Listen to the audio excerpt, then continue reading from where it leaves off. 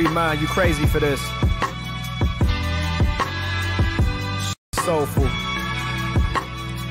It's like our responsibility to make us feel something. You know, to make people feel what we feeling. Hey, yo.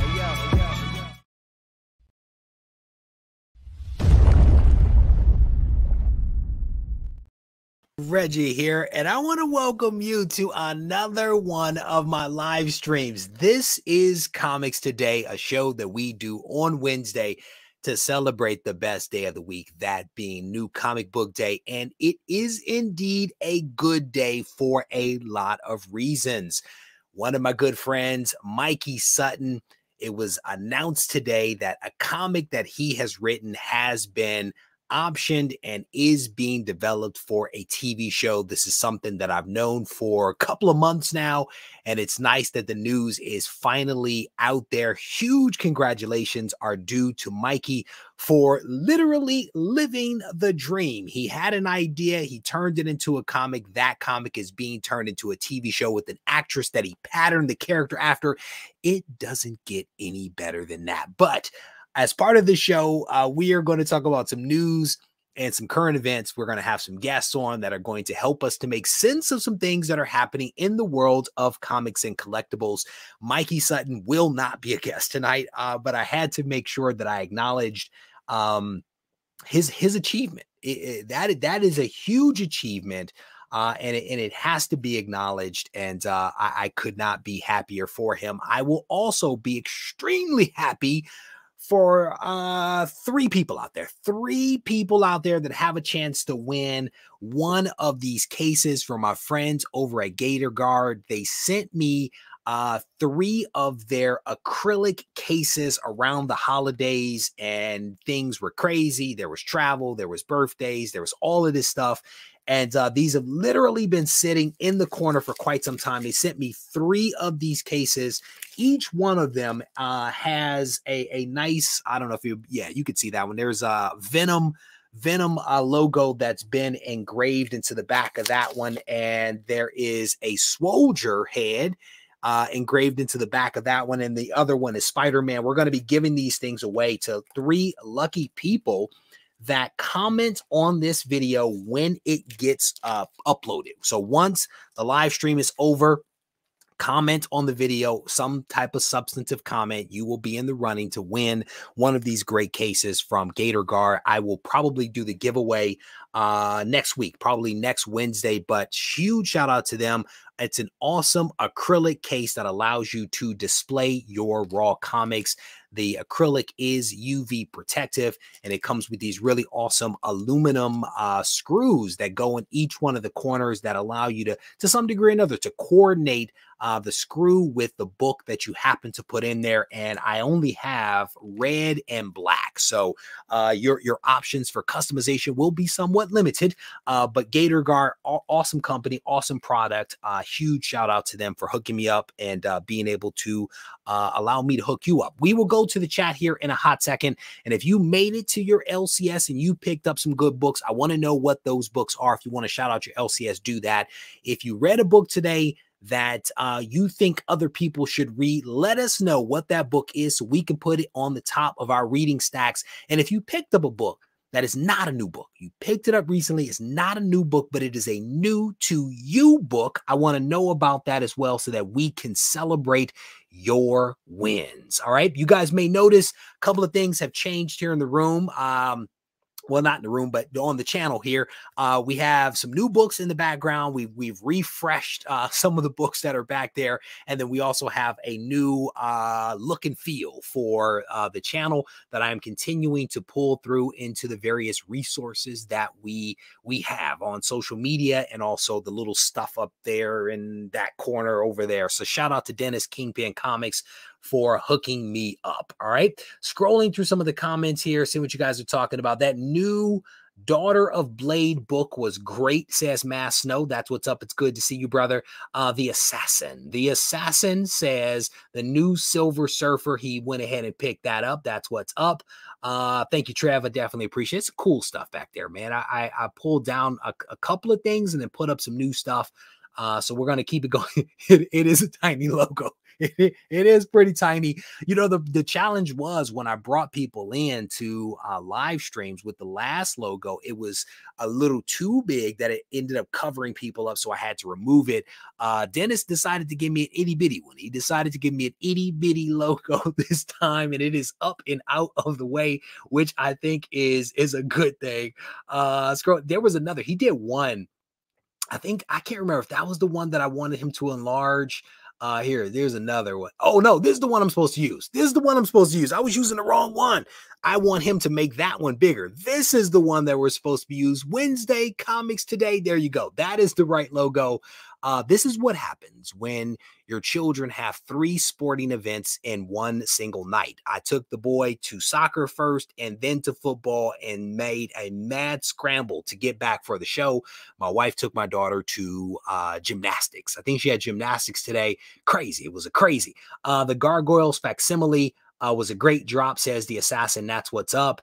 Randy Resnick, how you doing, brother? ASM 16, he picked up a CGC 4.0 and also ASM 12 4.5 arrived today. He only has 13 issues left in his run.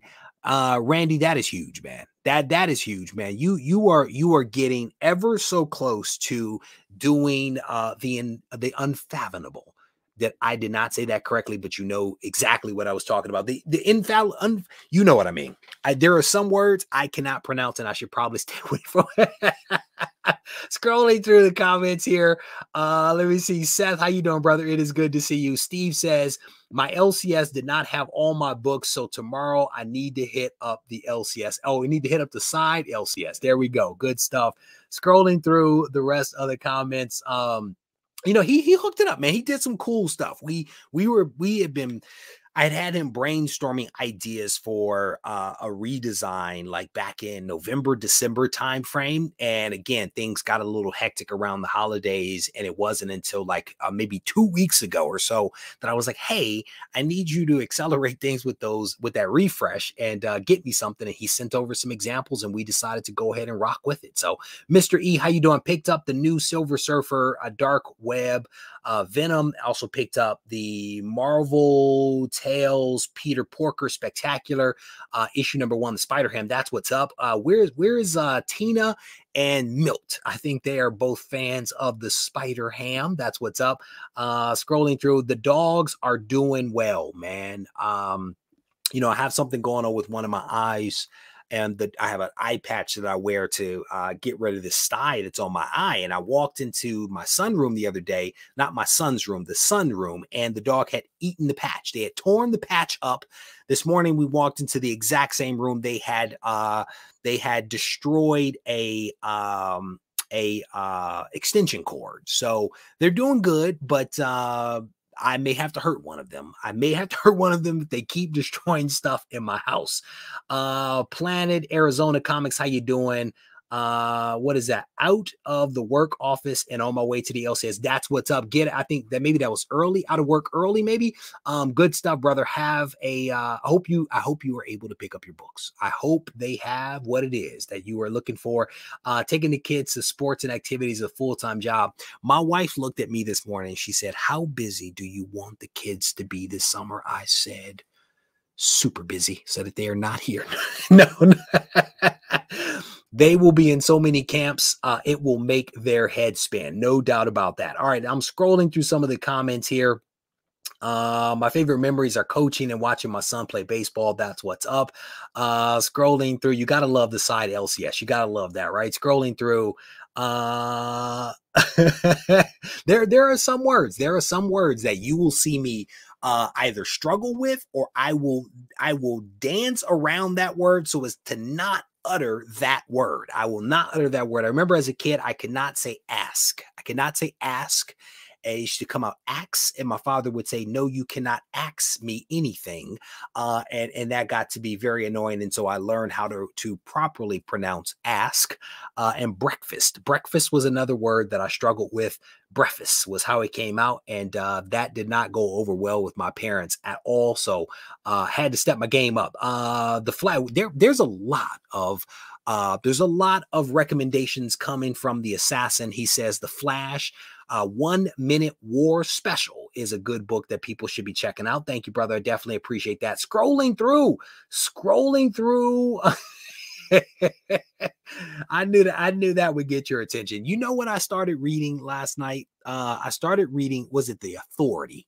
I started reading The Authority as a result of James Gunn's announcement, and it's not terrible.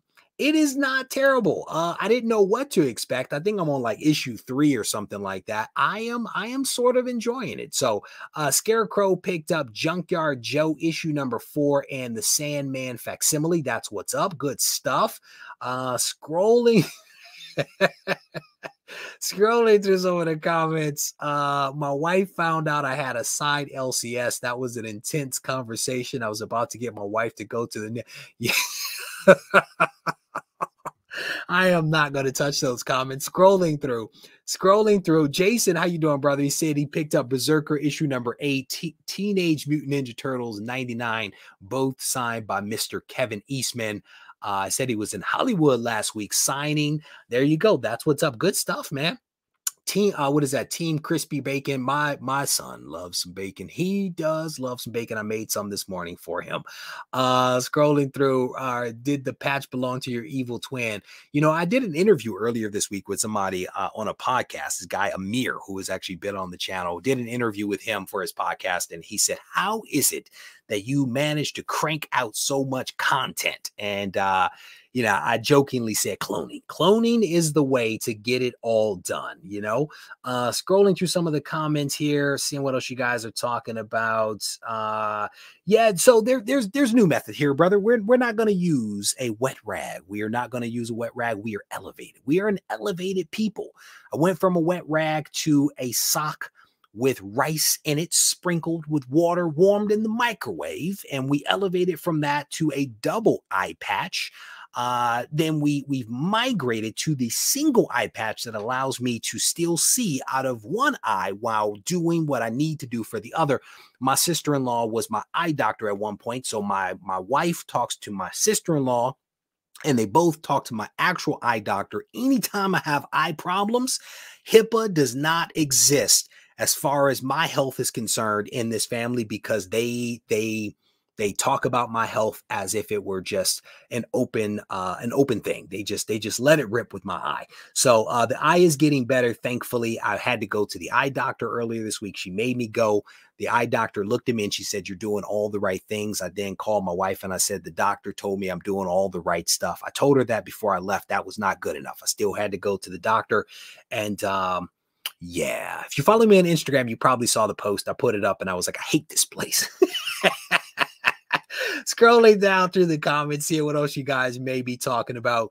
What is it? James Gunn FOMO Resurrection. No doubt. I started to put up something the other day, man, so I did a reel on Instagram, and I alluded to the fact that there was going to be an announcement before James Gunn's official announcement. The day before, I did a post talking about the congressman that threatened to haul James Gunn into Congress to reveal the plan, right? I did that in anticipation of all of the news actually coming out. And I started to also put up another reel talking about that the FOMO was about to descend upon us. And as soon as the James Gunn announcement came out, every single Instagrammer, YouTuber, channel focused on comics started to put out all of the information about every publication, every movie, every this, every that.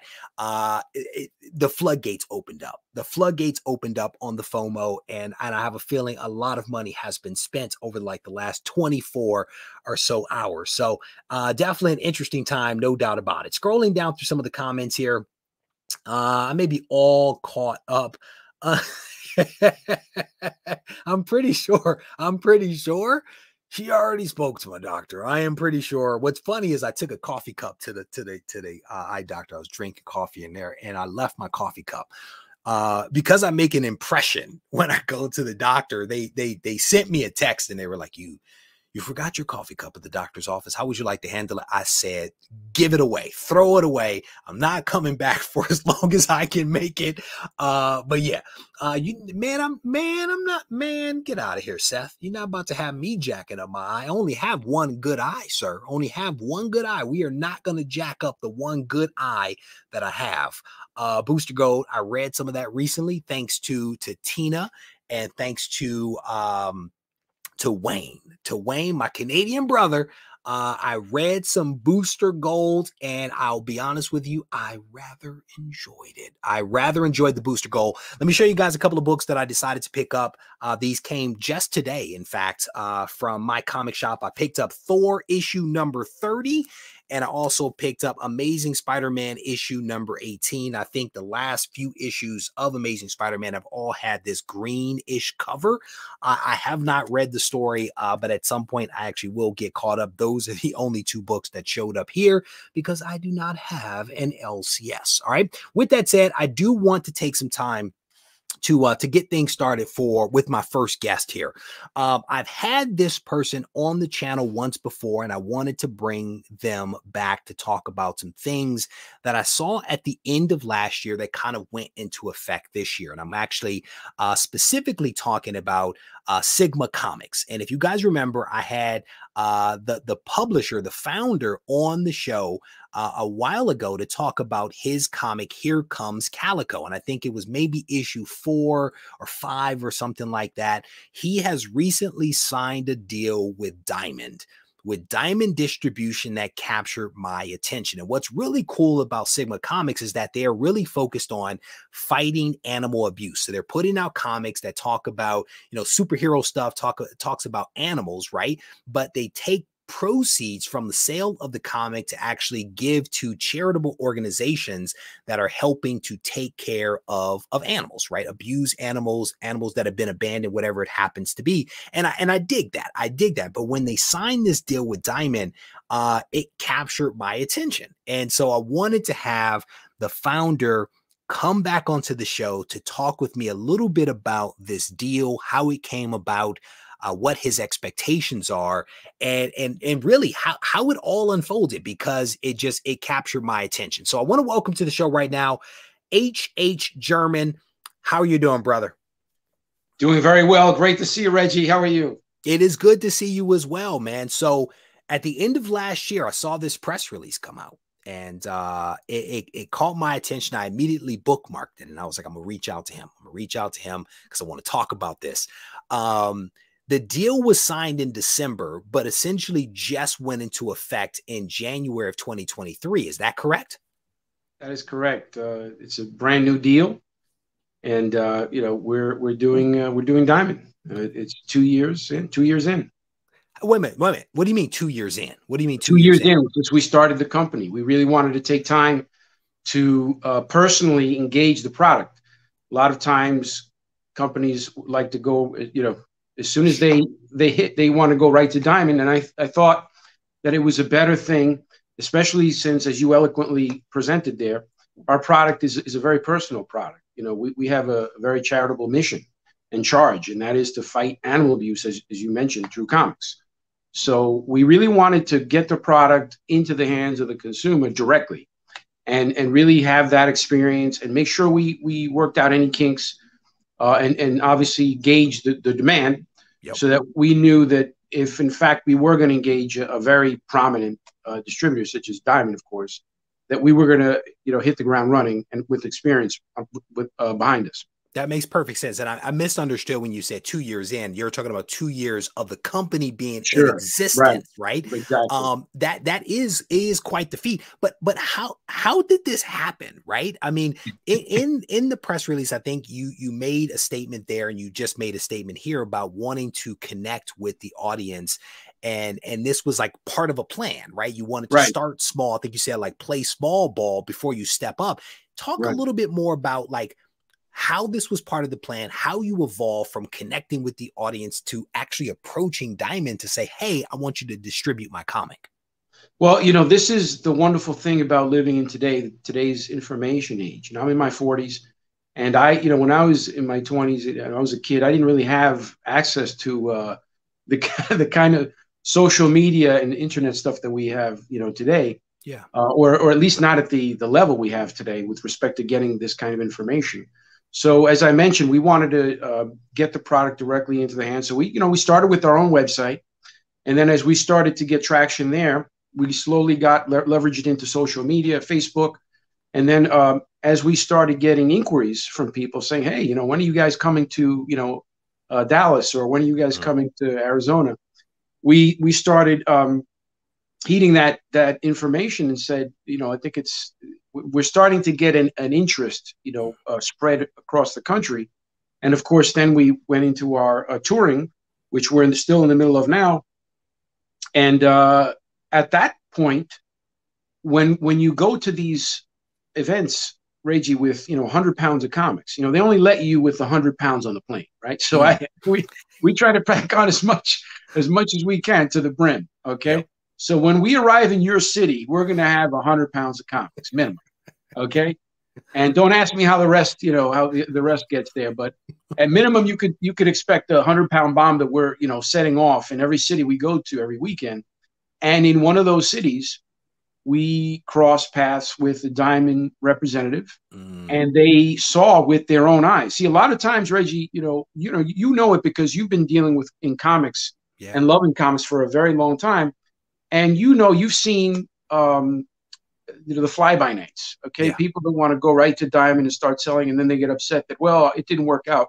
We decided the opposite. We were going to, take it to the streets and have them come to us. So when the Diamond representative came up to our booth and said, hey, it's, Sunday just started. These events are typically Friday to Sunday. Yeah. Okay. So the way it works for us, typically, we're pretty much sold out by Sunday a lot of times. And it wasn't noon that we had already sold out. So the Diamond rep said, hey, I wanted to try you out. I've heard you guys were here. I heard, on Facebook about saw your ad. And now I can't even buy your comic. Should have showed up earlier. Exactly. That's fantastic, man. I mean, again, it's you definitely had a plan, and you've executed the plan. Now, what's funny is I was at, I think it was San Diego Comic-Con, either San Diego Comic-Con or New York Comic-Con. Okay. And I'm walking to the con, and I see a poster for you. And I was like, where is this dude? It was just like on the way to the con. And I was like, that's some guerrilla marketing stuff. I loved it. I didn't see you at all, but I saw your sign, and I almost took a photo of it to send to you to be like, bro, I see you doing your thing. And it was after I had you on the show the first time. And to your point, it's about building that grassroots awareness, having that connection with the audience, and more importantly, I think, and you correct me if I'm wrong, but being able to execute upon the opportunity when it presents itself. Precisely. You're someone who has the background, understands comics, not only comics but also business and technology. And, you have that acumen and wherewithal to understand that, you have to be ready and ready with something that works, that fits the need, that has demand. And then this is where you can attract wonderful situations like this. So, we're going to, and again, just to leverage what you're saying here, to expand upon it too. For us, it's not enough. And if there are any creators in the audience, definitely heed these words. It's not enough for you to simply hand your product over to Diamond and then expect that you're going to start making sales. No, sir or ma'am. You are, or they. You have to engage those, shops. Now that Diamond is carrying the product, you have to now pull it through. Yeah, absolutely. You have to educate and enlighten all of these comic book shops, and as well, Regie, these aren't the most, comic shop owners are very stodgy. They know what they like. They know what they want. So in appreciation of this, and it could very well be true, but you always have to understand that there's still products out there that people may not know about that they might like. So it's up to you now that Diamond's doing their work and getting the product on those shelves. Now it's up to you to contact these shops and say, hey, this is why you should buy, Here Comes Calico.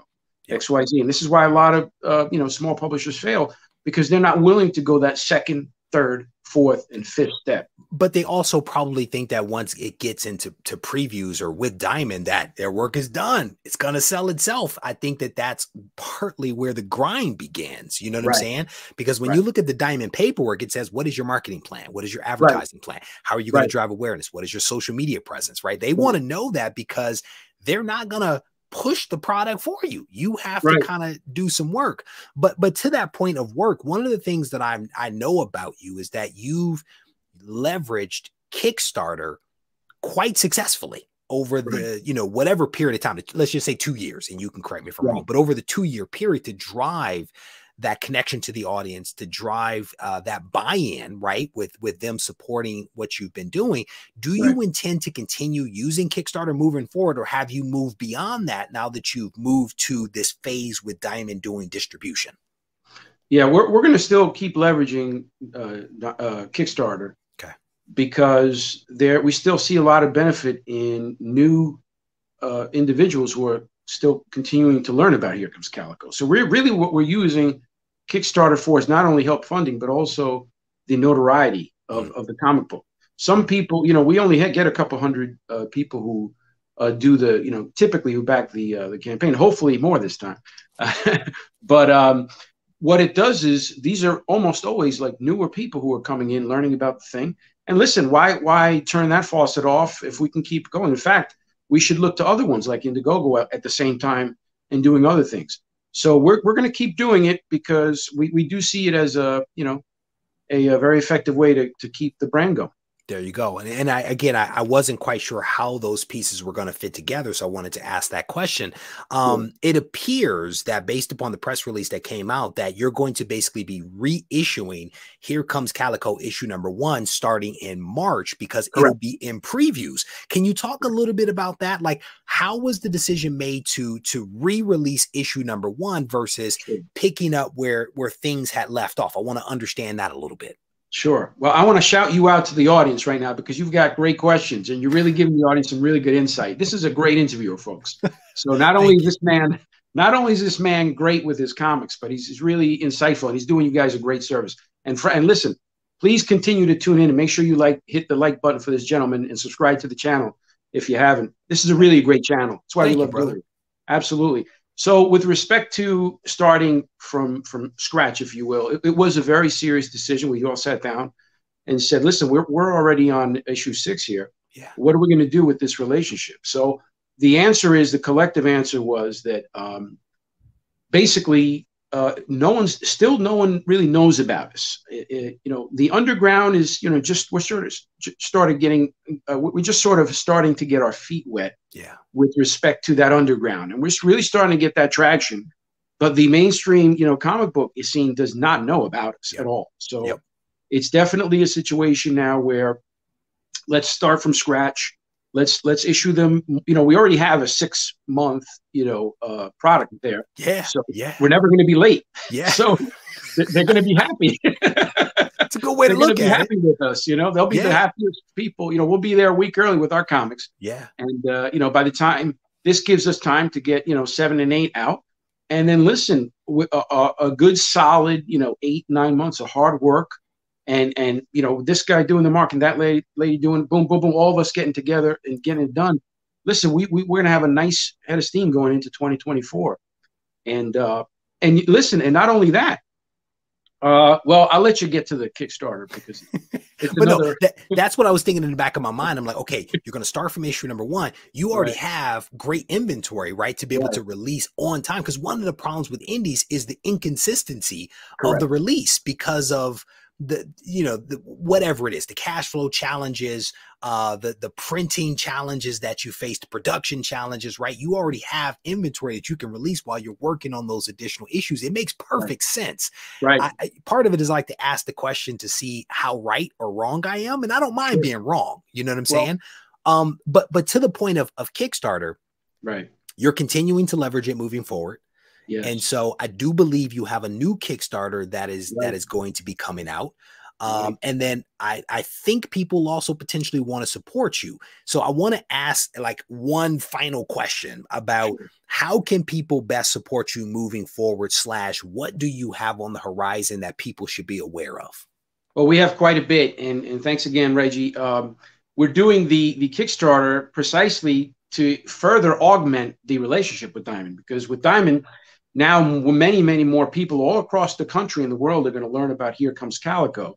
So while we're working with the shop owners and stores, letting them know about that, and then have Diamond do its work, we're not just going to leave the people who have supported us, all throughout issue 6, waiting until, issue 7 comes out, later this year in tandem with the schedule for Diamond. No. We actually haven't been working on a manga series. So due to popular demand, we've had countless people come to our booth. Hey, it's typically the younger people, but it's just overwhelming. They want to see the Calico in a manga series because it's much more. They want much more detail.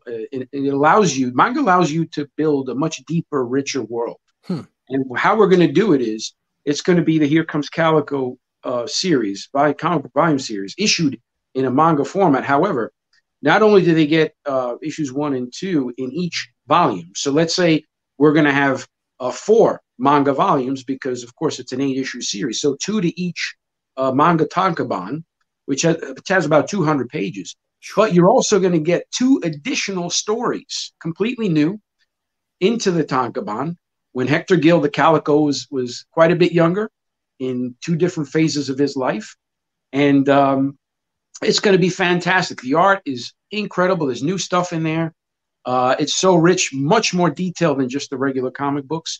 And in this capacity, Reggie, we're able to serve an emerging market in comics in the States, which is manga, and at the same time cultivate and be ready and amass notoriety for the regular Western comics. So we're really playing both angles in a very prudent and efficient way.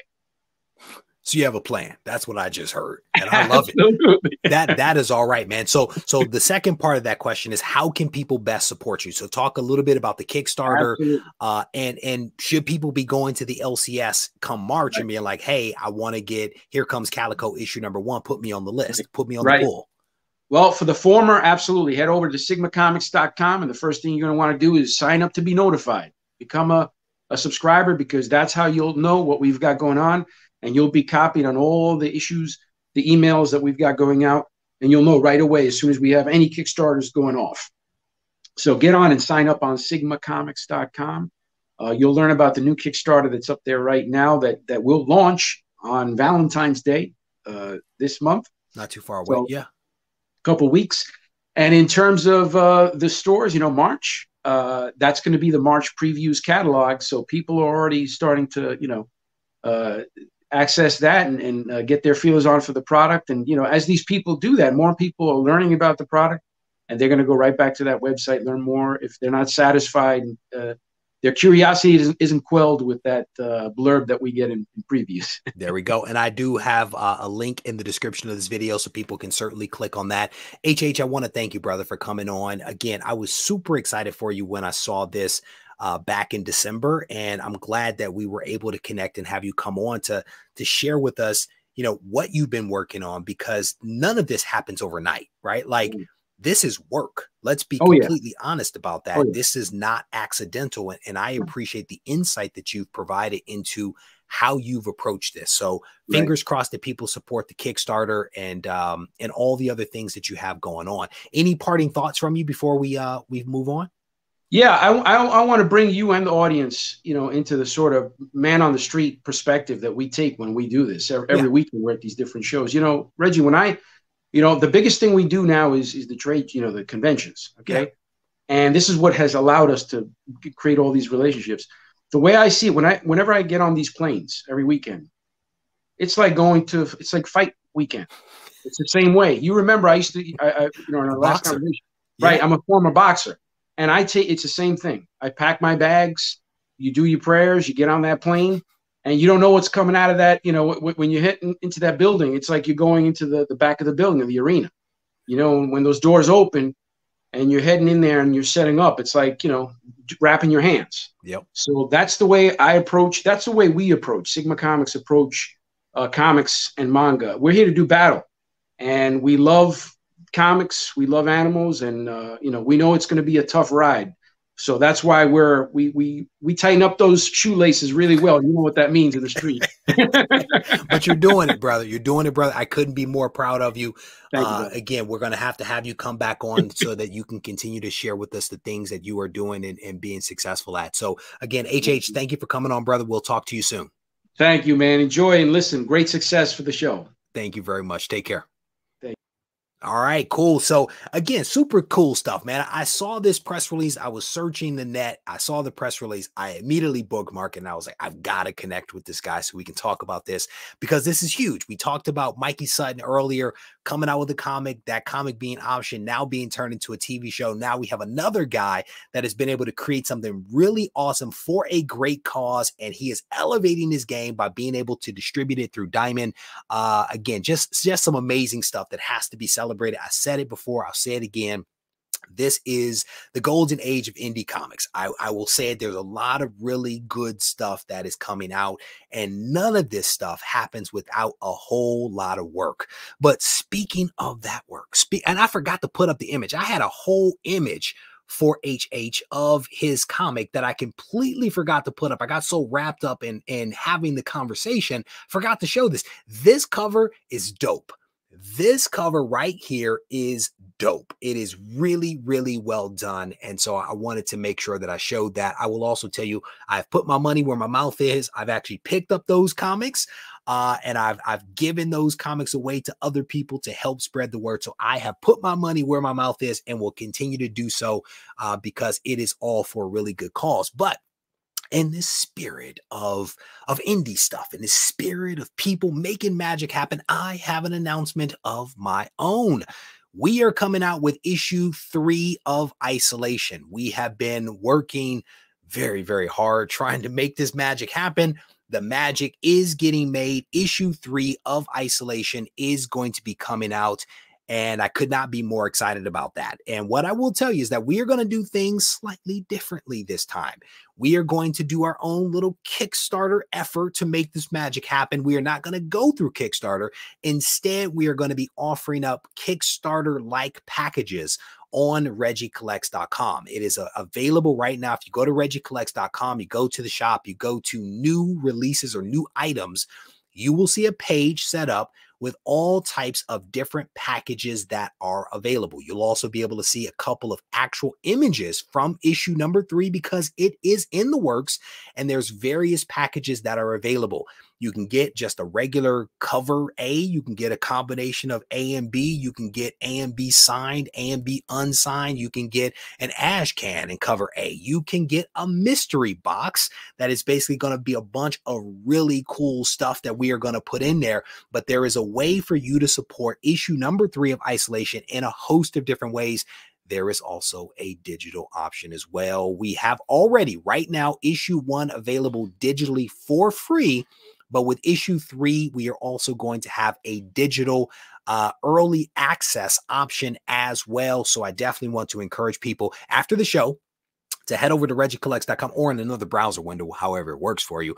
But if you head over there to the shop, there is the Kickstarter page that you guys can check out. But to that point, I wanted to invite the man behind the magic onto the show to spend a little bit of time talking with me about issue number 3. My buddy Doug, it is good to see you, brother. How are things? I'm doing great, Reggie. Doug, do you see the method to my madness? I watched it unfold. It was masterful. I had an idea in my head, and you never quite know how it's going to go, but I had an idea, and I think we're getting there. Doug, it is good to see you as always. Issue number 3 of Isolation is coming out. We made a big change for issue 3. We made a big change creatively. Do you want to talk about the big change that was made from issue 1, 2 into 3 and why we did it? Sure. Yeah. The biggest change is that the lead artist on the interior of the comic has changed from Delia, who is still on the art team and doing the cover art for issue 3. But we've added a new artist to the team, Chase Cowan, and he's incredible, has done some amazing work, and I'm excited for people to see it. Chase is fantastic. And what people don't know is that Chase was actually working on another project for me. I had a secret comic book project that I was working on that I terminated at one point, but Chase was actually doing some work for us on another project, and now we've pulled him over to this one. In your mind, Doug, as you think about the difference between Chase and Delia, what are some of the substantive differences that you see between the two? And first, let me say, both are incredibly talented. Incredibly talented. Both are also from the Kubert School. But as an artist yourself, what are some of the big differences that you see and or that the audience will notice when they pick up issue 3? I think that Chase's style is more of a traditional comic style than Delia's. He does use grayscales in it because it's a black and white comic, but it is a, pencil and ink on paper rather than Delia's more painted style. So that's different. I think they both have amazing strengths, and their styles are very different. I feel like Chase's style has a real kind of kinetic energy to it that I think works really well with issue 3. Yeah, really well. Yeah, go ahead. Did you have another thought? No, I was also going to say, and I might be anticipating another question, but when we started Isolation and Delia joined that team and is still a part of that team, one of the things that we knew and talked about with Delia early on was that we knew that if things went well enough for Isolation to continue, at some point we would need to bring another artist into the fold and on the team, because Delia's style is beautiful. And because it's literally a painting for each page, it takes much longer. And when you're launching a comic and doing early issues, you have that time. If you continue and you're building an audience, there's times when you need to get it out quicker. And the only way to do that is to bring in a partner to work on it, who can help to keep that production pace going. Which is why she has an artist assistant that would help her. But generally speaking, her time, because it's 3 days per page, essentially, once she starts an individual page, is a much longer process than pencil and paper, which is maybe a day, day and a half. So you can almost cut your time by 50% roughly just by switching from one artist who has an amazing style to another artist who has a different amazing style. So that was part of the reason why we made the pivot. And if things continue, maybe we'll pivot back to Delia. Maybe there'll be a combination of Delia and Chase working on an issue together to see those blended styles. I think that the sky is the limit for potentially what we can do. But the big thing here is that if people really want to see issue 3, 4, et cetera, that supporting the Kickstarter through RegieCollects.com is absolutely the way to go. Doug, talk a little bit about issue 3 from a story perspective. What can people expect from the story? So without giving too much away, and I'm also aware that there are people in the chat who have not read issue number 2 yet. So yeah, they need to speed up. I'll be a little cryptic. This issue is a little more violent than the first 2 because it's a lot more violent. Okay. Go ahead. As Isolation, as we've said all along, is a mystery series, and it's about murder in this secretive community, and that starts to ramp up now. Without giving anything away for people who haven't read issue number 2, the murders in issue 2 were a bit more emotional and intense. And because of that, it was very intentionally done in a way that is more respectful of what it was depicting. So Tragic. for people who haven't read, yes, tragic. It really was. And issue number 3 gets more, you know, down and dirty, in the mud, some good old fashioned gore. It's if it wasn't black and white, there'd be a lot of red. And there is no way that we would ever pass whatever that seal was back in the day, right? Oh, like, no. This would not be approved by the Comic Code. Oh, my sweet Christmas. I mean, so here's the thing. This is what I want people to realize. The issue is essentially done. The issue is essentially done. We've already made the investment. The issue is essentially done. We are talking about getting issue 3 out to you much quicker than any issue thus far because it is virtually done.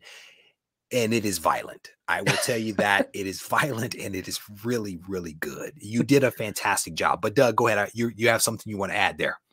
The only other thing I wanted to add, in addition to it being violent, was that issue number 3 delves quite a bit more into the background of Mandy, who's kind of our main, almost like the, not really a narrator, but sort of. We're being told the story of isolation and its 3 periods of murder through the eyes of this person who's been discovered, you know, in London in 1992.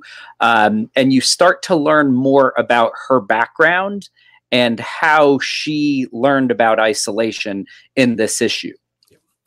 And one of the big things that we focused on with all of the issues, and we had this conversation before we even started, is that there has to be something that happens in every single issue, right? There has to be something of importance, no filler, right? And I think each issue has had something, and I think it's been building up. Issue 3, in my mind, is a very explosive issue.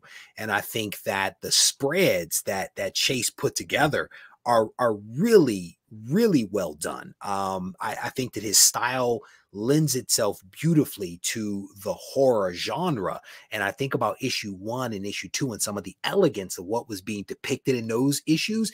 Delia style worked perfectly for those, right? Like the elephants and the circus scene in issue 1 and that mosaic floor. Just, we have seen the ability, I think, of finding the right artist to bring your words to life in the best way possible. And I think that people that support issue 3 will absolutely enjoy it. You might shed a tear with issue 2. Issue 3 will probably have your heart racing. Let's just put it that way, because it is really good. So I have a little surprise for you, Doug. Yeah. I have a little surprise for you. I don't think that you've seen this, so I'm going to share it with you right now. This is the cover. This is the cover for issue 3 of Isolation. And I think it is just stunning. It is very much in line with what we've done with all of the other covers, in the sense that we have the oranges, blues, and some reds pulled in there. We have a reflection of some sort, either in an axe or an eye, and now in this case of a knife. Doug, do you want to add something? Do you want to react to what you are seeing here, I think for the first time, right, in all of its glory? Yes, this is the first time I've seen it, complete with the trade dress. It looks incredible. I think Delia's art really pops with that deep black background. I think it looks awesome. She's a brilliant artist. It looks great with the logo that Adam Shermer designed, and the blood on the cover is a small taste of what's to come inside. So. And to someone's point, they were like black, white, and red. If this thing continues down a very good path, there are already thoughts about doing a color deluxe version of this thing. Again, much like you heard from H.H. German, there is a plan, right? But we are trying to build there, and we will be able to get there with your support. I've already seen several orders come in already. So definitely thanks to each and every person that has already picked up something. But the cover, I think, is incredibly well done. And I alluded to this earlier. There will be 2 cover options. We're going to get a little smaller with the number of covers we're going to release, the number of issues, their individual copies that we will have will get a little bit smaller. We need to get a little bit smarter, especially with the economy being where it is. And so we will have 2 cover options. One of them is what you are seeing right now, cover A. The other option will be cover B, which is this cover, Virgin, with the matte finish and the pearlized look, the same way that we've done for the premium cover for issue 1 and issue 2. We are going to keep that going. Let me acknowledge this before it gets away from me. So glad you're putting this out tonight. I just ordered from Kickstarter. Isolation is there we go. Thank you, brother. I appreciate the super chat and the acknowledgement of Doug, Delia, and Chase's and the rest of the team's hard work to bring this to life. But this cover is gorgeous. It really is. Doug, you're actually getting this and you'll be holding this. We'll have to decide who gets to keep it. But I think I gave Delia the direction. I think it's you this time, give it right? to you. So but no, this cover is gorgeous. And I think Delia did a fantastic job. And I don't know if people can see it, so I'm going to make this a little bit larger so that folks can actually see the trade dress. And what you see there is we have issue 3 and we have a date of March. That's what we are working towards. So the goal is to get as much support as we possibly can for the month of February leading into March, and then to get this issue out in March. To be determined exactly what date, because we still need to have conversations with the printer, but the book is done. It's been proofread. It has been laid out. The only thing we are missing right now are ads and sending the file off to the printer. So that's pretty much it. Doug, get in there. I have a favor to ask. While you're zoomed in, yeah, can you scroll up so people can see the detail in the knife? Oh, yeah. Because that might be hard for people to see on the screen, and it's pretty cool. Yeah. There we go. It's dope. There we go. You guys sent me the preliminary sketches, and I was like, yeah, okay, I dig it. And this is a little bit of a homage to what cover? I'm gonna forget the number. 340. The Hulk 340. There's a pretty famous. Most people know Wolverine with the Hulk's reflection in the blade. It wasn't really intended that way, but as we came upon this with the reflection and the guttural scream, it just reminded all of us of Hulk 340. And I think it's a cool but unique, not copycat cookie cutter homage. Yeah, but it's there. When you say it, you're like, oh, I can see that, yep. Right? But it's not so in your face. This is an homage, right? Yeah. It is in the spirit of, as I like to say at work, right? It's in the spirit of things. He's not holding 3 knives over his shoulder. No, he's not doing that. But again, you and Delia collaborated to make this magic happen, and I wanted to kind of surprise you with this. I thought it would be a cool thing for you to see. Awesome surprise. I was working with Scott earlier today on getting it together. I was like, Scott, can you get this ready for tonight so I can surprise Doug and everybody else with this thing? So again, just something really cool. Doug, thank you for everything. I'm not going to ask you to shout out your social media because everybody already knows where you are, right? So no need to do that. But I want to thank you again for your continued collaboration. I did an interview earlier this week, as I mentioned, with Amir. And your name came up several times. We were talking about isolation, and we were talking about the guide to smart comic collecting. And what I explained to him is that it is impossible for me to do all of this. This gets done because of the team that exists, right? You and the artists that work on this, but then also people like Chris Bigger and Mark and Tina and Trev, all the Blue Wrenches, Matt Woods, all of these people that support what we are trying to do. I am thankful for them, and I'm thankful for you. And with that, I'll take any parting thoughts that you might have. I just want to say I appreciate you, my friend. The journey has been fun. I hope that the support is there for issue 2 and 3 so we can get to 4, because there's a lot more good stuff to come. More blood and guts is what he said. And you've already sent me issue 4 script. I have not read it. I need 3 to be successful before I can entertain issue 4, but there is work that has already been done. Doug, it is always good to see you. I'll talk to you later on Instagram. Take care. Take care, brother. All right, good stuff. It is always a good time to talk with him. If you guys are tuning in a little late, we've covered off on a lot of things already. One thing that I will mention is after this web live stream concludes, if you leave up a substantive comment based upon something that was actually discussed over the course of this live stream, you might win one of 3 Gator Guard cases. My friends over at Gator Guard have hooked me up with these awesome cases, and we are going to be giving them away. I'm going to randomly be picking names from the comments that are posted. So I definitely want to encourage you guys to do that. I also want to encourage you to check out comicspriceguide.com. This is one of my favorite websites for raw comic book values. They are a supporter of the channel.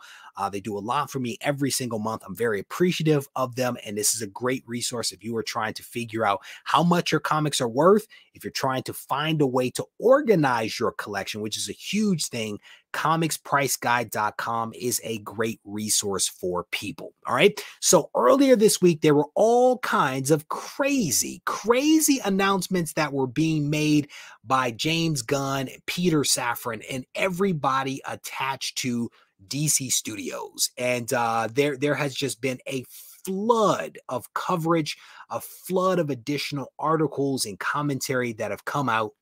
And I wanted to have somebody come on to talk with me ever so briefly about what is happening at DC. So I wanted to invite my buddy Chuck on. Chuck, how are you doing, brother?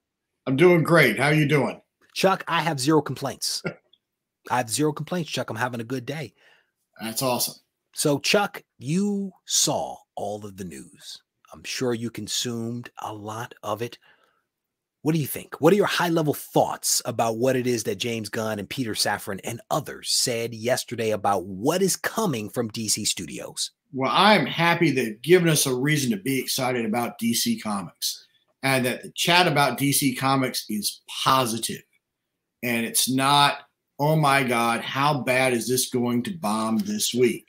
Which seems to be the standard conversation about DC material, or what's getting canceled this week. So now we can actually talk about comics, and we can talk about properties, and that's great. Have you? I'm sorry, I cut you off. Please. No, go ahead. You're good. So, were you surprised with the announcements that he was readily pointing out specific runs from writers that he was looking to tap into? I personally was surprised by that. Were you surprised, or did that make perfect sense to you? I think from James Gunn, that makes a lot of sense, but I think it's really good for him to tie that in for branding purposes. So people can look around and go, well, we got a new Supergirl. Well, who wants to see Supergirl? Well, we're doing this Supergirl.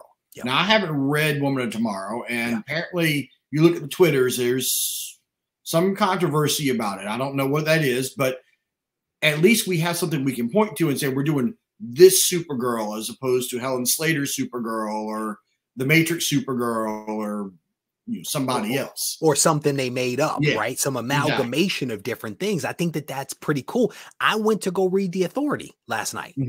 And I didn't know what The Authority was. I think I've seen some of it in the 100K collection. I was like, I've seen that. I'm going to go read that. So in my mind, I was surprised that he did it, but it was actually well done when you reflect upon why he did it, because now you potentially have people going to read those back issues that are like, okay, now I'm excited. It's not going to be some made up stuff, some amalgamation. It's based in the actual source material. I thought that was well done. Yeah. And I think, it's a very James Gunn selection when you look at that, right? You've got the traditional, you've got the slightly quirky, and then you have the, oh my God, who's ever heard of these people?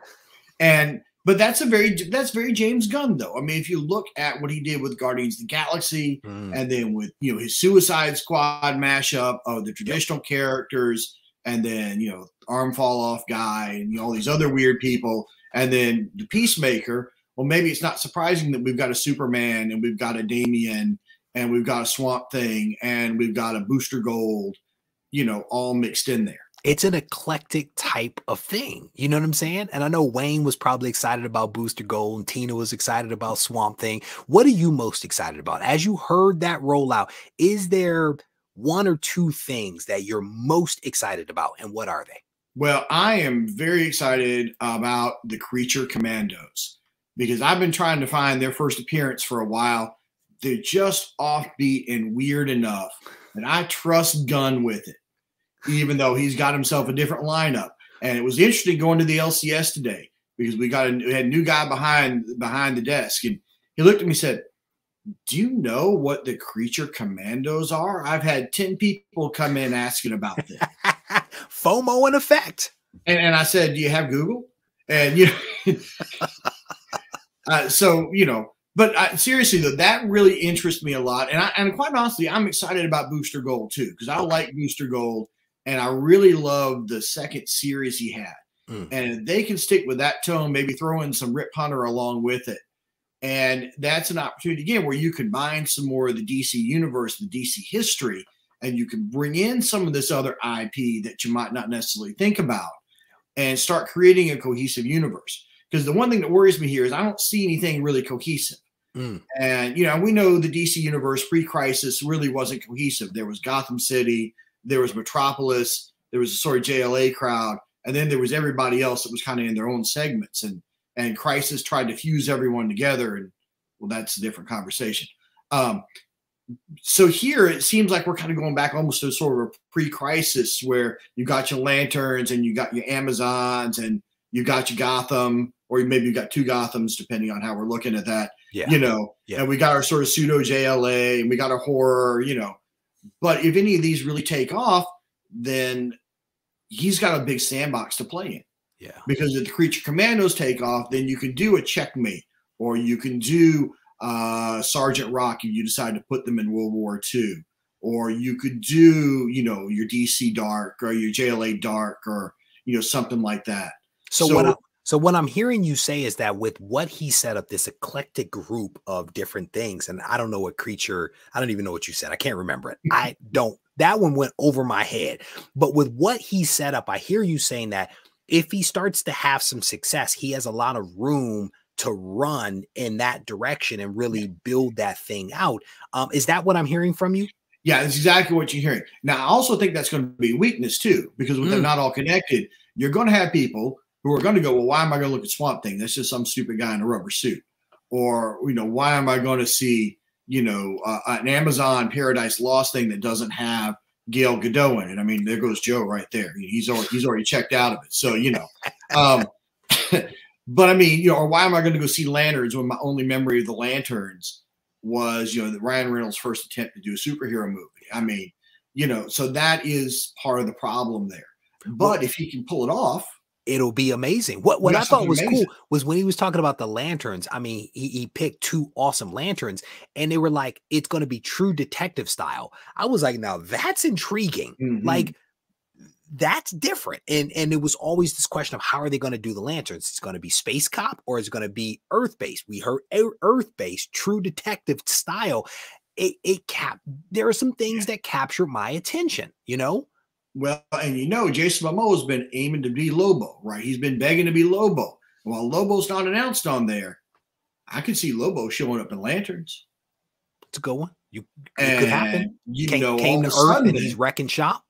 That's right. All of a sudden, then you got Jason Momoa showing up as Lobo, and that just blows the entire project up. And all of a sudden, it becomes a must-see thing, as opposed to maybe we'll see. Yeah. So let me ask you this question, and this may be the last question that we'll talk about. There's a lot of people that have expressed some pushback.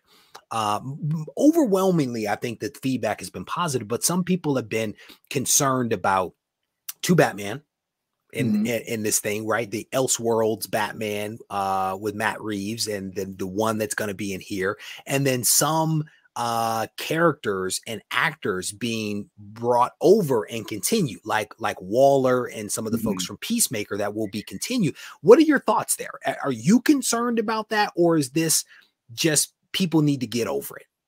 I can understand why there are people concerned about it with continuity and everything, but let's face it, who is really paying attention outside of the obsessive Marvel people? Who's paying attention to movie continuity on the DC side? I mean, this will be our fifth Batman, sixth Batman in my lifetime. I quit counting at some point because there seems to be a new one every week. Yeah. We've had multiple Robins over the time. So all the people hyperventilating about Damian Wayne, clearly are forgetting that we've had a couple different versions of Robin. Yep. So I think that's as much people having sour grapes that they're not on the end with James Gunn and their contract didn't get extended for their favorite actor because they don't have the most favored nation status with him. Yeah. Unlike Viola Davis, who she's Viola Davis. Yeah. I mean, she didn't have to be a friend of James Gunn. She's Viola Davis. Yeah. And a lot of us would, sign up to watch her read an old phone book. I mean, because that would be entertaining, much less choose scenery as Amanda Waller. Yeah. Yeah. So, all right, good perspective there. I definitely appreciate your insight, and we may have you come back to have a longer conversation about this. I mean, we have a long lead time, brother, between now and when we actually will see something, right? We're going to have a couple of things that'll happen before Superman Forever drops, I think in like 2025 or something like that. So we have a long time to kind of noodle some of this stuff. But Chuck, I appreciate, as always, your level-headed thoughts about some of this stuff, and certainly just your insight. I don't know about your choice for what you're excited about. I'll be honest. I question that, but you're a quirky guy. So, at least it's on brand, right? That's right. Chuck, where can people get a hold of you, brother, should they choose to follow you on the social medias? Well, I'm at Chuck Enzi on Instagram, and I do have a YouTube channel with it's Terrific Comics. So hope to see you there. Chuck, it is always good to see you, brother. Thank you for everything. I'll talk to you soon. Take care.